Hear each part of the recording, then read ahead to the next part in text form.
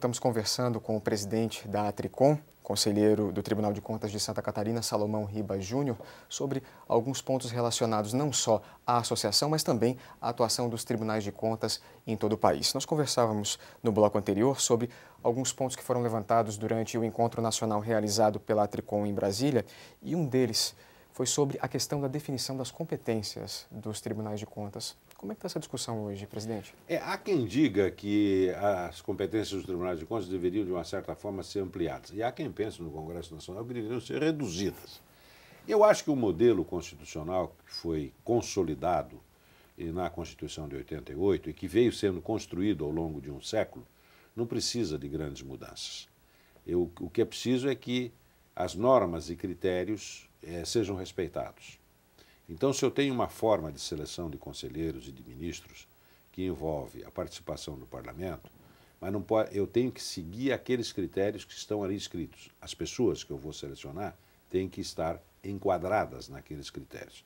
Se eu seguir isso, é evidente que eu terei uma seleção que não é a do concurso público, mas ela se dá por um processo que é o processo que se adota em qualquer lugar do mundo para os chamados tribunais superiores, que estão num outro patamar, partindo do princípio que o concurso público sempre é para início de carreira. Então, isso é que a gente precisa fiscalizar o correto cumprimento dos critérios. Da mesma forma, o correto cumprimento das prerrogativas dos tribunais de contas. O que faz o Tribunal de Contas? Ele tem, pela Constituição Federal, todos os tribunais têm duas competências básicas. Primeiro, a emissão de um parecer prévio, que deve ser absolutamente claro, conclusivo, e que vai instruir o julgamento das contas do presidente da República pelo Congresso Nacional, do governador do Estado pela Assembleia Legislativa e dos prefeitos pelas câmaras de vereadores. Isso está no artigo 71, inciso 1 da Constituição Federal, e se aplica a todos os tribunais, porque as constituições estaduais repetem as leis orgânicas também.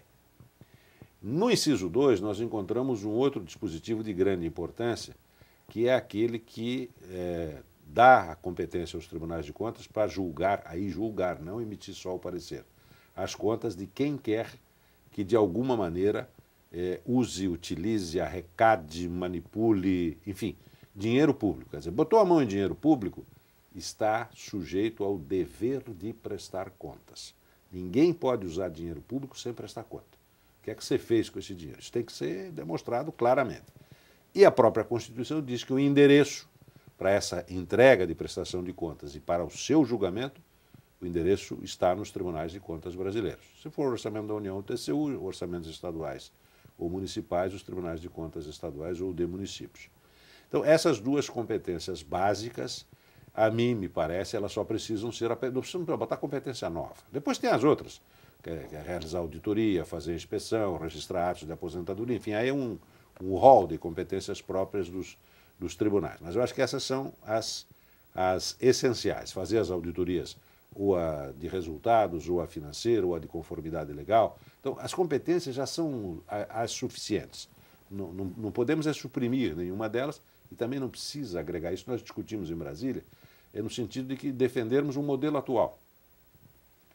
Claro, até onde vai a nossa ótica.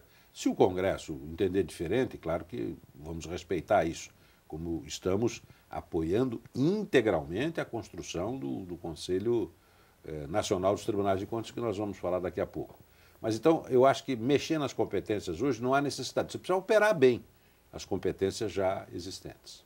Existe uma proposta, inclusive, presidente, no sentido de analisar e acompanhar a atuação dos tribunais, que é a criação de um Conselho Nacional dos Tribunais de Contas. Como é que está essa proposta hoje? Olha, a Atricom, como entidade representativa dos membros dos tribunais de contas, ela defende a criação do Conselho. Como é que nasceu a ideia do Conselho? Depois do Conselho Nacional de Justiça e do Conselho Nacional do Ministério Público, surgiu no Parlamento a ideia da criação de um Conselho Nacional dos Tribunais de Contas e do Ministério Público de Contas, que funciona sempre junto aos tribunais de contas. Isso começou com um projeto de lei complementar na Câmara, de autoria do mesmo hoje senador e hoje governador eleito Renato Casagrande, e que não prosperou por inconstitucional, porque era uma lei complementar e não caberia, teria que ser emenda constitucional. Atravessou aquela legislatura, entrou na que já acabou, já está na terceira legislatura, E hoje nós temos lá 3 ou 4 propostas com essa finalidade, com esse objetivo.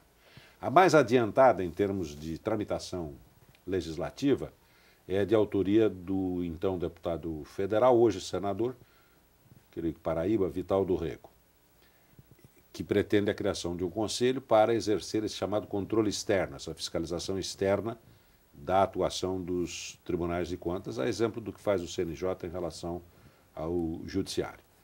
E a ela foi agregada uma outra emenda constitucional tratando da mesma matéria, de autoria do deputado federal Jackson Barreto, do estado de Sergipe, e esta está pronta para ser votada. Quer dizer, a número 28, que é a do deputado Vital do Rego, está pronta, depende da inclusão em pauta para ser votada no plenário. Agora, caminham lá no Congresso Nacional mais 2 emendas, também uma pensada a outra, a principal de autoria do senador Renato Casagrande, que tem, o objetivo é o mesmo, só que a formatação é diferente. Nós estamos defendendo um conselho menor, porque nós não somos tantos quanto são os membros do Judiciário. Então não tem sentido nem nós começarmos a falar em 15. Estamos começando a falar, para poder garantir representação, no máximo em 9. Já a proposta do senador Casagrande no Senado já está em 17 ou 18 membros, o que consideramos que é muita coisa, porque vai se tornar um grande conselho que não vai funcionar. E o nosso objetivo é que funcione, que cumpra a sua finalidade. Eu torno a dizer, nós não podemos ficar com essas questões que envolvem a atuação de membros dos tribunais de contas sem solução. Fica uma suspeita generalizada, tem que resolver isso.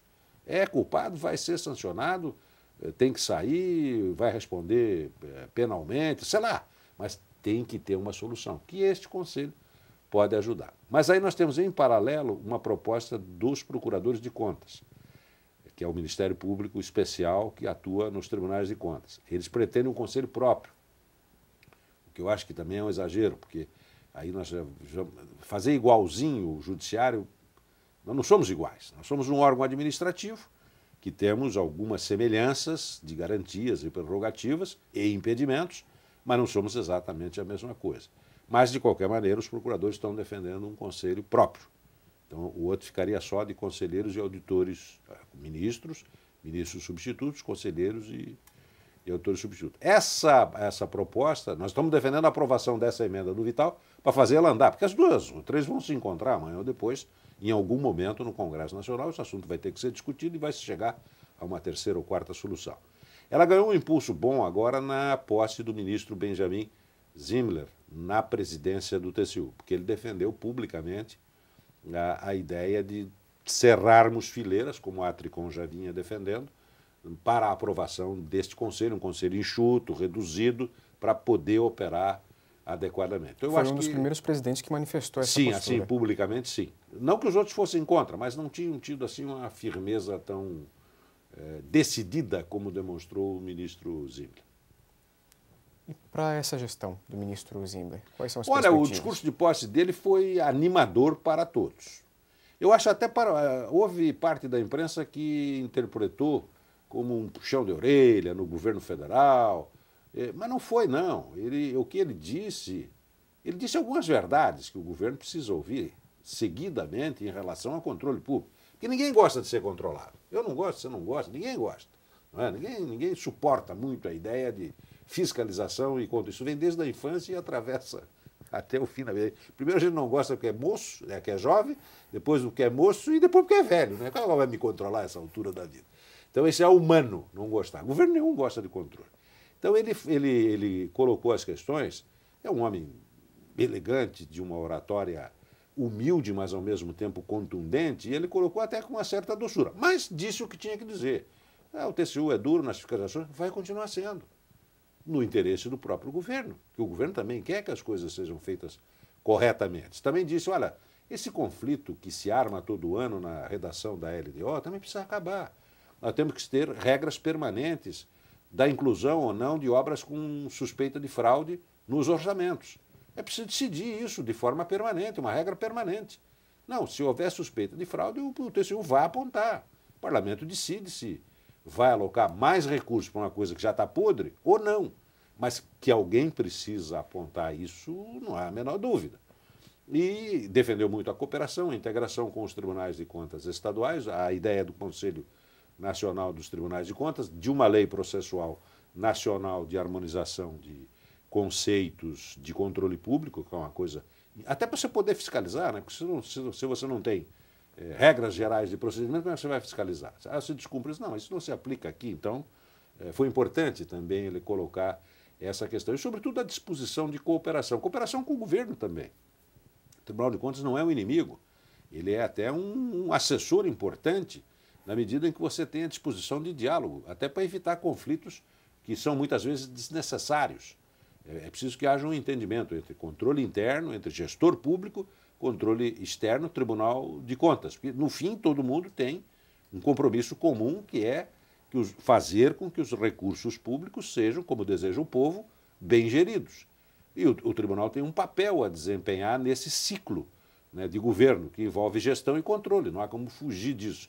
Então, eu acho que o discurso do Benjamin Zimler, mais do que um discurso de agradecimento pela honra que recebeu dos seus pares sendo eleito, foi também a colocação de diretrizes gerais muito importantes para 2011 e o futuro do controle público no Brasil.